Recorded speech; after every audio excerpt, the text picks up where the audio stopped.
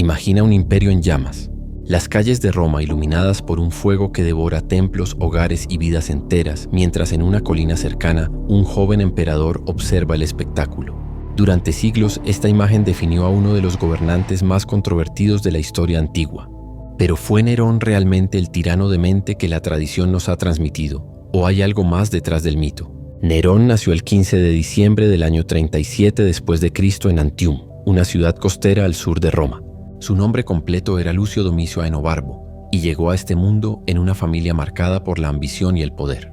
Su madre, Agripina la Menor, era bisnieta del emperador Augusto y una de las mujeres más implacables de su tiempo. Según los relatos, cuando nació Nerón, un adivino predijo que el niño gobernaría Roma, pero que su reinado traería la muerte de su madre. Agripina, lejos de asustarse, respondió que estaba dispuesta a morir si eso significaba que su hijo llegaría al trono. La infancia de Nerón estuvo marcada por la inestabilidad.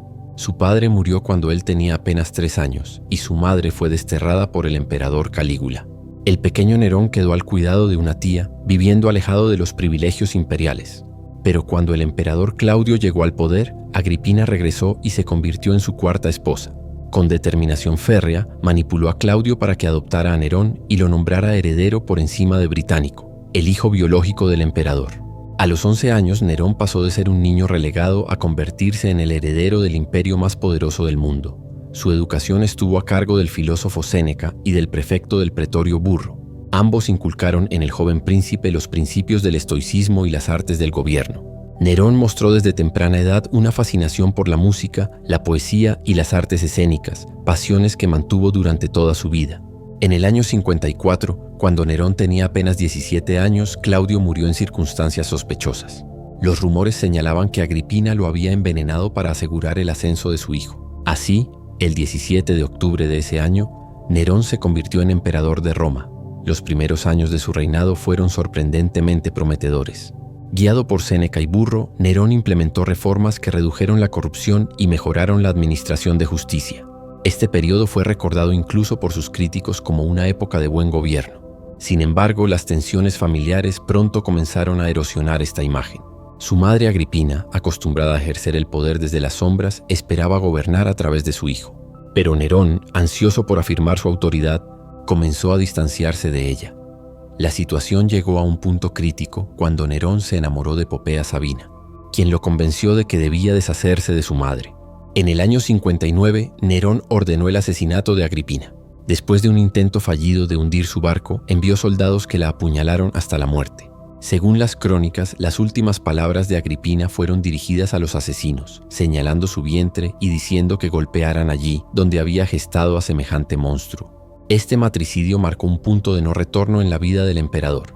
Después de la muerte de su madre, Nerón se dedicó plenamente a sus pasiones artísticas. Participaba en competencias públicas de canto, actuaba en teatros e incluso competía en carreras de cuadrigas, algo que la aristocracia romana consideraba degradante para un emperador. En el año 64 ocurrió el evento que marcaría su reinado para siempre, el Gran Incendio de Roma. Durante 6 días, las llamas devoraron gran parte de la ciudad. La tradición posterior afirmó que Nerón había ordenado el incendio y que mientras Roma ardía, él tocaba la lira y cantaba. Los historiadores modernos consideran esta historia una exageración. En realidad, Nerón no estaba en Roma cuando comenzó el incendio y al enterarse, regresó rápidamente para organizar esfuerzos de rescate. Sin embargo, necesitaba un chivo expiatorio para las sospechas que recaían sobre él. Eligió a los cristianos, acusándolos de provocar el incendio. La persecución que siguió fue brutal. Cristianos fueron crucificados, quemados vivos o arrojados a las fieras. Esta persecución convertiría a Nerón en un símbolo del mal para la cristiandad durante siglos. Después del incendio, Nerón emprendió la reconstrucción de Roma con planes ambiciosos. Pero el proyecto más controvertido fue la construcción de su palacio personal, la Domus Aurea o Casa Dorada, un complejo de lujo inimaginable que abarcaba más de 100 hectáreas. Con lagos artificiales, bosques y pabellones de mármol, fue vista por muchos romanos como un insulto. La prueba de que el emperador había provocado el incendio para despejar espacio para su palacio. Mientras tanto, el imperio comenzaba a tambalearse. Estallaron revueltas en Palestina, Hispania y las Galias. Nerón, cada vez más paranoico, ordenó ejecuciones de senadores y miembros de su propia familia. Séneca, su antiguo maestro, fue obligado a suicidarse. Los impuestos aumentaron para financiar los proyectos imperiales, generando descontento generalizado. En el año 68, el gobernador de Hispania, Galba, se rebeló y marchó hacia Roma. La guardia pretoriana abandonó a Nerón. Abandonado por todos, Nerón huyó de Roma en la noche. Allí recibió la noticia de que el Senado lo había declarado enemigo público y ordenado su ejecución. Incapaz de enfrentar semejante humillación, decidió suicidarse. Con la ayuda de su secretario se atravesó la garganta.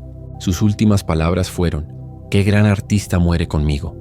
Tenía apenas 30 años. La muerte de Nerón marcó el fin de la dinastía Julio-Claudia y desencadenó un periodo de guerra civil. Los nuevos gobernantes se apresuraron a borrar su legado. La Domus Aurea fue enterrada y sobre ella se construyó el Coliseo. Sus estatuas fueron derribadas y su nombre se convirtió en sinónimo de tiranía y locura. Pero la historia de Nerón no terminó con su muerte. Durante décadas surgieron impostores que afirmaban ser el emperador resucitado. Para los cristianos se convirtió en la encarnación del anticristo. Sin embargo, una lectura más matizada sugiere un personaje más complejo. Nerón fue un gobernante genuinamente interesado en las artes, que intentó conectar con el pueblo de formas que la aristocracia consideraba inapropiadas. Lo que sí es innegable es que Nerón careció de la fortaleza moral necesaria para resistir las tentaciones del poder absoluto. Criado en un ambiente de intriga y violencia, nunca desarrolló un sentido claro de límites éticos. El matricidio de Agripina cruzó una línea que incluso la brutal sociedad romana consideraba sagrada, y su persecución de los cristianos fue de una crueldad gratuita que manchó su reinado para siempre. El legado de Nerón es un recordatorio de los peligros del poder sin control.